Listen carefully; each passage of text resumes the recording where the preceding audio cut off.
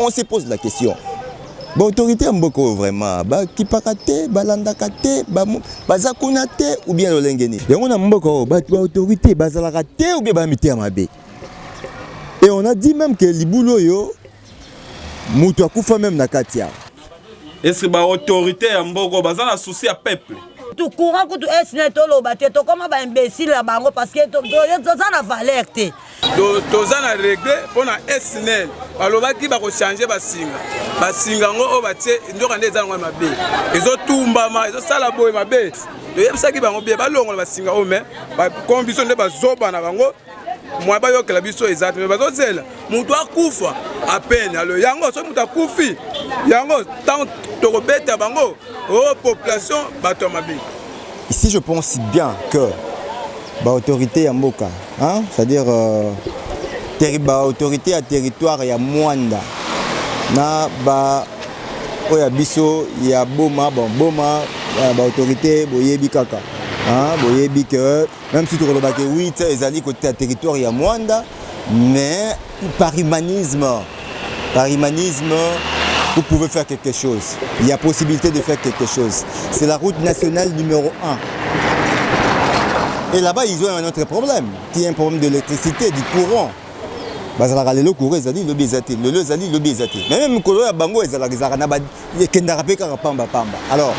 parfois, ils se retrouvent, quand il fait noir, il fait sombre la nuit, ils sont en insécurité, premièrement, vu le comportement de ces idiots de Koulouna.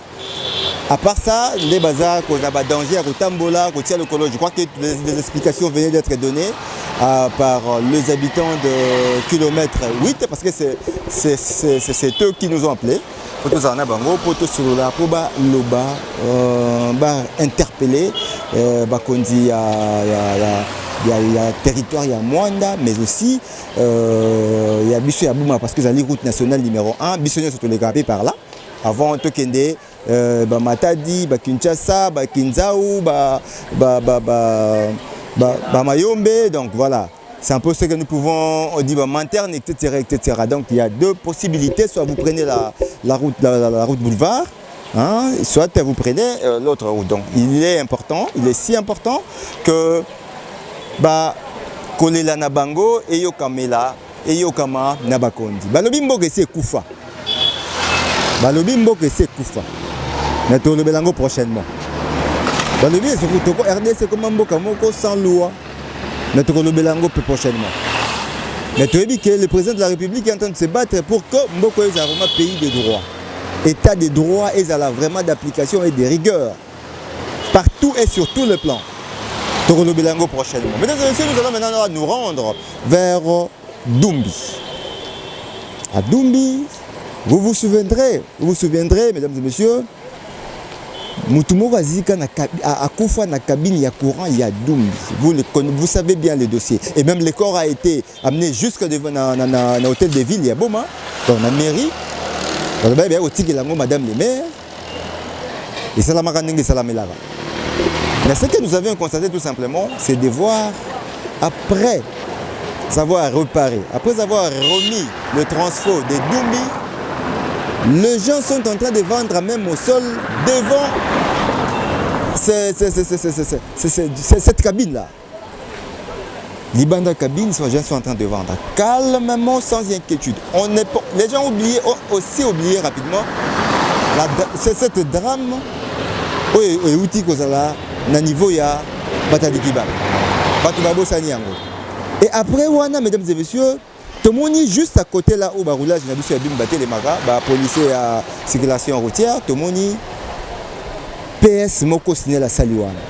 Ati yango na balabala, nanzela, batu bavandi wana, bazo teka liboso yango. Cependant, on regarde le câble, il y a courant, il y a et ça va sortir à PS wana ou va sortir à PS wana ou va entrer, je ne sais pas, je ne suis pas un électricien, un technicien électricien.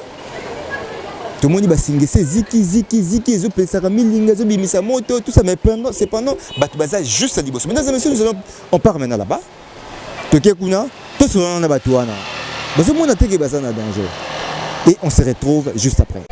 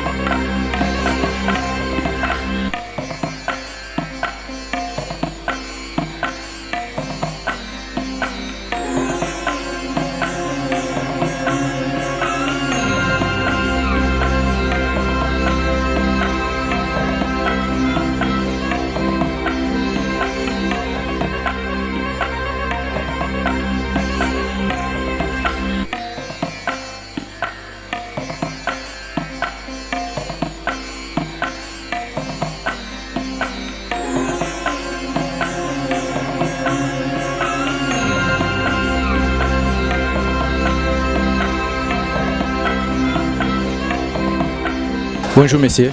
Oui, bonjour. Tout ça sans ignorer, na acte utayo ko passer na kin na Matadi Kibala biso nyonso totala ki yango et lelo o na boma awa tozomona ba mama na biso bandeko na biso bazo continuer toujours côté kana se ya basinga ya courant. Ba propos na yo ko zala nini po ba demande na l'état congolais azo ba responsabilité na yo ko zala nini. Bon, et le Congo na ko senga na l'état congolais pour le moment, et ça que l'état face à la responsable. Pourquoi l'État fait la responsable? Parce que l'État a ébiné à sécuriser la population. Alors tant qu'on s'est retrouvé permet la cabine à courant, c'est comme si l'État a un danger pour tout le monde. Alors tant que tout le monde appelle l'État ça la bonne habitude. Tu peux avoir membre de la famille, tu peux avoir des biloko. Par exemple, à Matadi Kibala jusqu'ici, le mot est salé exacté. Tu as un bon belé sur de temps peut-être ton gotana. Alors l'État a à disposition ni oya koki ko sala poto za la protéger. Vous avez terrain vide belé, ba ça baiser belé. A ko planter ba cabine à courant kuna. Mais pourquoi ko tcha biso na ba risque à parce que l'État mabazo sala to se pena ngoti biso ba congolais. Ah to moni oza devant cabine ya courant. Et cabine oyo na danger oyo bato bazo teka awa et ba regret na ko zalani. Bon, regret n'angeza parce que le loto lobby togo kunda mutu awa. Premièrement le ba cabine wane bebaka. So quand ça peut-être ba sala cabine moko et go sala différent na cabine to na liboso. Mais to trouver que cabine ngo ezaka place ezalaki. Regret biso mi balé zanini ba e bazui et loko ba benga soki de parc so peni ba tcheli biso awa. Mais dans la témoin semaine passée, Basinga Oyo et la moto à ma présence. Sur le tali, caméra, ça a filmé au moins quelques pièces à signer Ziki déjà. Alors, il y a danger pour la population. Bon, le gars sur place, pas toi qui était en place. C'est un mot bengani, un mot batiki bango. Alors, on a regret ma mini na monté parce que lobby na lobby togo kuna mutu. Parce que la première fois, c'est déjà 2 fois pour la Basinga Oyo et Zozika et Zopé la moto en présence là. Alors, l'État congolais a l'Ougani a déplacé le Oyo à place sengeli autos à l'impe sécurisé parce que chaque jour comme opéla caméra na sira so mona ba signaler dans danger musu de komigo aussi ka kona ko ba bino bato yo tebisaki ba onke no basinga o bozotia même ba kolo lupango ba sepela kite balobaki botia biloko te bango zolo ba non eza na balabala leta mais soki totali bien awo eza lupango ya mutu tala siko basinga ndenge ziki awa mukolo wana ebeti kano bato bauta ebele bakimi toza na regret mpona SNL balobaki bakochange basinga ngo oyo batie ndoka nde eza nango mabe ezotumbama ezosala boye mabe donc ndenge toza boye awa toza na lumafu na dumbi na lumafu na entre mbangu lumafu toyebisaki bango bie balongola basinga oyo me bakomi biso nde bazobana bango moi ba yokela biso exact mais bazozela mutu akufa à peine alors yango so mutu akufi yango tant tokobeta bango o population bato mabe elo keza to compléter ni bal code sango na ba PVC ne ba code sana bon pasteur parce que ba singo batsa eza pirate eza ba singa ya ba chinois batsa ba code sana ba PVC pour et protéger o eza libende bana mike ba osakana banini batu ba otambola mutu akobosana ya simbi yango eza danger déjà.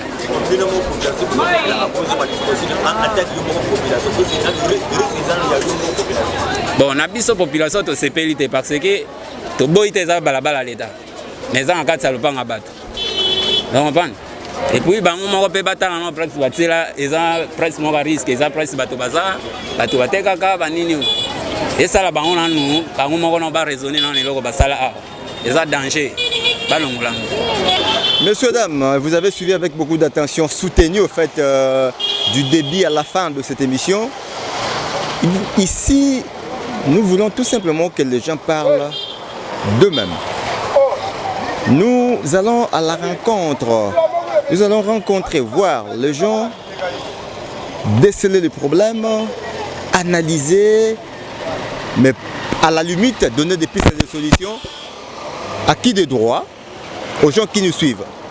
Donc, là nous demandons déjà aux autorités de la ville de Boum, de l'ASNEL, de chercher, de trouver solution. La ville de Boum, je parle aux autorités de l'hôtel de ville, qu'ils essayent, qu'ils fassent de leur mieux pour dégager au moins toutes ces personnes qui vendent même au sol devant cette cabine qui venait déjà de causer pas mal de problèmes dernièrement.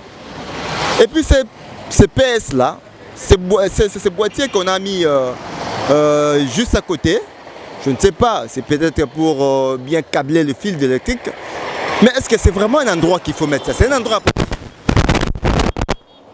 Est-ce qu'il n'y avait pas un autre endroit pour placer cette histoire? Parce que c'est placé là où il y a pratiquement un grand nombre de gens.